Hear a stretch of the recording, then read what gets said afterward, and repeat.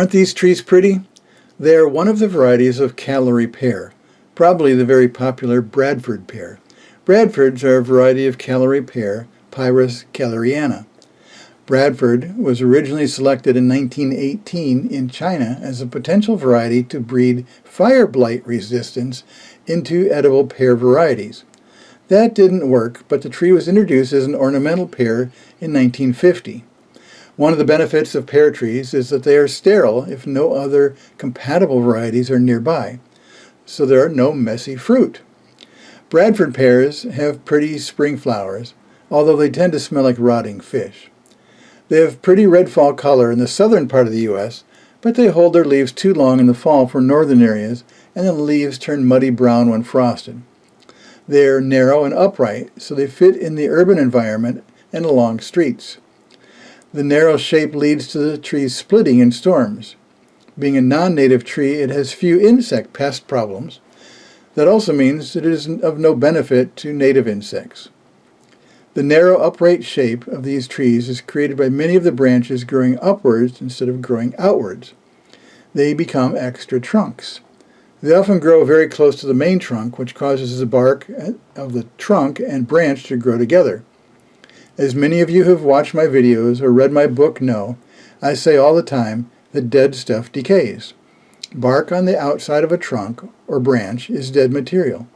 As rainwater flows between the two layers of bark, it creates a great environment for bacteria and fungi to grow. As the bark decays, the extra trunks become weak and will break apart in storms. In an attempt to capitalize on the popularity and to improve the Bradford pear, new varieties have been introduced. Some still have some of the negative attributes of Bradford, but the worst problem of all is that they can now cross-pollinate each other. Callery pear fruit are half an inch in diameter, and there may be thousands on a single tree. Birds wait until a few frosts soften the fruit, and then they devour them. Many migratory bird species, such as robins and blackbirds, love the fruit.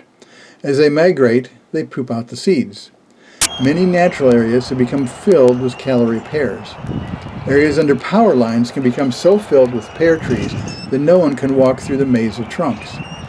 Callery pears may be the most invasive tree in many areas.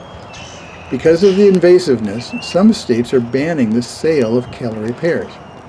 Any ban on Bradford pears should include the other cultivars of Callery pear, such as Aristocrat, Autumn Blaze, Capital, Chanticleer, Cleveland Select, Red Spire, Trinity, and White House, to name a few. The state of Ohio banned all Callery pears in 2023, and Kansas is banning them by 2027. Hopefully more states will follow the lead of Ohio and Kansas and ban Callery pears, as well as other invasive plants from around the world that are ruining many of our native woodlands, prairies, and lakes. If someone wants to remove a Callery pear, be sure to grind out the stump on larger trees and be watchful for new sprouts coming up from the roots in areas not close to the stump. Small trees can be cut off, but may come back directly from the stump. Use a stump killer product such as one with the herbicide triclopyr.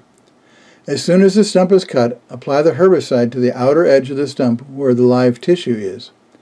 There are many invasive landscape trees and shrubs that have been banned in some areas.